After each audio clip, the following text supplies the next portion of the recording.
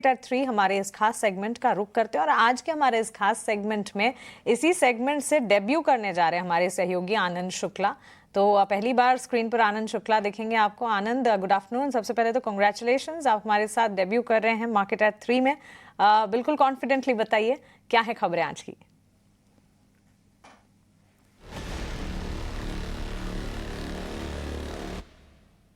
जी हाँ, सबसे पहले बात करते हैं जेएसडब्ल्यू स्टील की। तो क्रूड स्टील प्रोडक्शन जो है वो 2% बढ़ा है और स्टील प्रोडक्शन 2% बढ़कर 7 मिलियन टन तक पहुंच गया है, जिसके चलते शेयर में हल्की सी तेजी देखने को मिल रही है। इसके अलावा बात करें Hyundai की, तो Hyundai पर CLSA की रिपोर्ट आई है जिसमें उन्होंने आउट परफॉर्म के साथ कवरेज शुरू किया है और लक्ष्य दिया है 2155 रुपये का।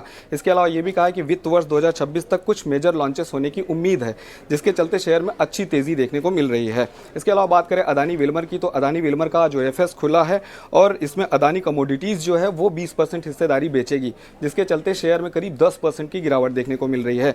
इसके अलावा बात करें IRCTC की, तो IRCTC पर मैक्वारी ने अपने आउट परफॉर्म की रेटिंग दी है और लक्ष्य रखा है 900 रुपये का, जिसके चलते शेयर में तेजी देखने को मिल रही है। और अंत में बात करें CESE की, तो CESE के Q3 के नतीजे आए हैं जिसमें मुनाफे में 5% से ज़्यादा की गिरावट देखने को मिली है, जिसके चलते शेयर में दबाव देखने को मिल रहा है। तो ये थे वो शेयर जिनमें खबरों के दम पर एक्शन देखने को मिल रहा है। ठीक है, JSW steel, CSE, Hyundai, IRCTC और अदानी विल्मर। आनंद शुक्रिया ये सारे के सारे खबरों वाले शेयर्स हमें बताने के लिए। निफ्टी है 1.25 अंक नीचे और निफ्टी बैंक की बात करें तो 850 अंकों के आसपास की गिरावट है।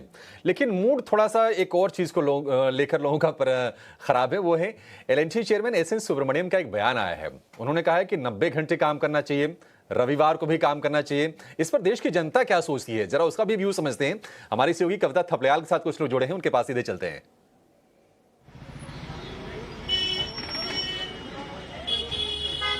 जी बिल्कुल, यहाँ पर अभिषेक आपने सही कहा। और देखिए, हम बिल्कुल अपने ऑफिस के नजदीक एक चाय की टपरी है जहाँ पर बहुत सारे कॉर्पोरेट्स आते हैं अपना स्ट्रेस कम करने के लिए चाय की चुस्कियां लगाते हैं, जैसे कि आप मेरे सामने देख भी सकते हैं। और मेरे साथ शरद भी है और अंश भी है। आज हम ऑफिस से निकलकर यहाँ पर आ गए हैं और चलिए इनसे बात करते हैं और समझते हैं, क्योंकि वर्क लाइफ बैलेंस एक हमेशा से डिबेट रहा है। ठीक है, अब ऐसे में एक ऐसी स्टेटमेंट कि आपको अब 90 घंटे काम करना है, इससे पहले हमने 70 घंटे का सुना, आप 90 घंटे काम करेंगे? So I have some difference of opinion. मुझे ऐसा लग रहा है कि 90 घंटे is not right number. We should not talk about this in terms of the number. It's an individual choice. So work-life balance is a very thin line, if you ask me. Because अगर आप अपने घर पे भी है but आपका mind office के लिए सोच रहा है, because you are so passionate about your work. So I don't think there is any difference between work-life balance.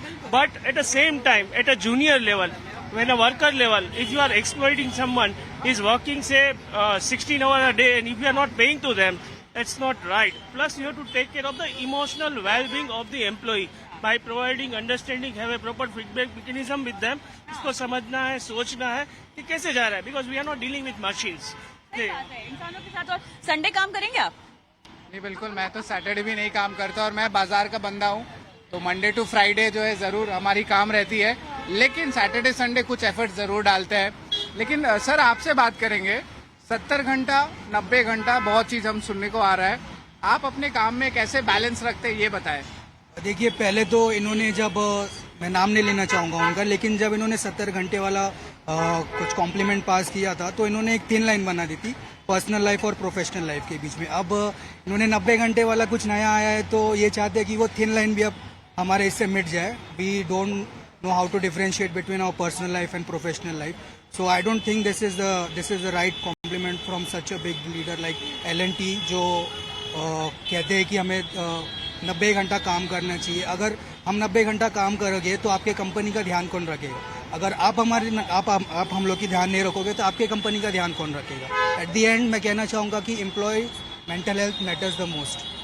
बिल्कुल। एक ऐसा समय जहाँ पे शरद और अंश, हमने देखा कि एपिकामिया के CEO की अभी यहाँ पर डेथ भी हुई है, तो बहुत ज्यादा फोकस दिया जा रहा है आपकी मेंटल हेल्थ पर।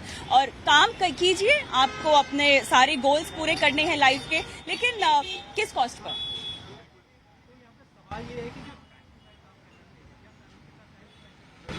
तो आपसे जानना चाहूंगा, काम अपनी जगह है, एम्बिशन होना चाहिए लाइफ में, लेकिन क्या वर्क के बीच में ब्रेक जरूरी है क्या? आपको फैमिली के साथ टाइम स्पेंड करना भी जरूरी है, क्योंकि एक रिफ्रेशमेंट भी मिलती है जब आप दोस्तों के साथ रहते हैं, अपने फैमिली के साथ रहते हैं। तो आपकी क्या राय है इस पर? I think work life balance as he already mention कि बहुत ही डिबेटेबल टॉपिक है, but I think spending time with family is equally important because that refreshes you and it is not always that you are able to be at the best of your productivity when you are too stressed, right? And I think we have been hearing about a lot of incidents that happen at तो नारायण मूर्ति साहब के बयान से ये सारी चीजें शुरू हुई। उसके बाद अब ये एल&टी चेयरमैन साहब का बयान आया है कि 90 घंटे काम करना चाहिए, लेकिन आप देखिए कि 90 घंटा संभव ही नहीं है। कैसे संभव हो पाएगा?